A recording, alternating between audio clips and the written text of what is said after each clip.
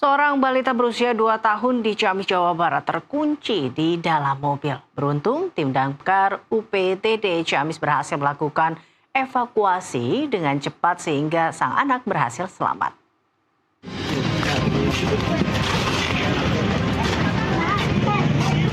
Peristiwa menegangkan terjadi saat seorang kakek sedang memanaskan mobil bersama cucunya yang masih balita.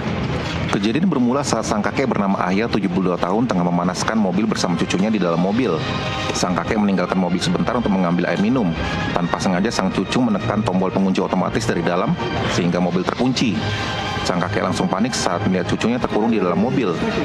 Beruntung, anggota Satpol PP Ciamis yang kebetulan berada di lokasi segera menghubungi Mako UPTD Damkar Ciamis untuk meminta bantuan. Proses evakuasi berjalan menegangkan. Tim damkar berupaya membuka kaca pintu secara manual hingga berhasil mengeluarkan sang balita.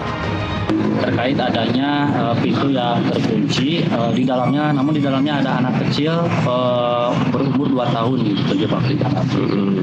Setelah itu kami langsung merespon laporan tersebut lalu bergegas menuju ke TKP yang berada di lingkungan Marga Yasa, Kelurahan Sindang Rasa, Kabupaten Ciamis.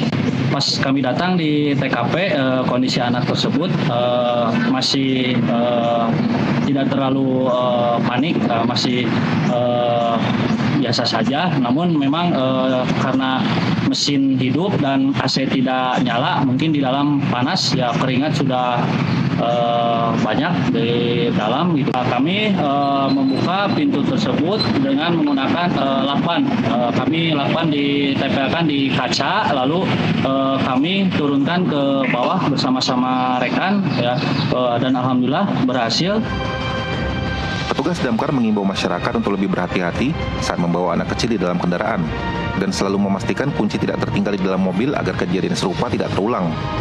Dari Ciamis, Jawa Barat, Idrus Andriawan, jurnalis NTV melaporkan.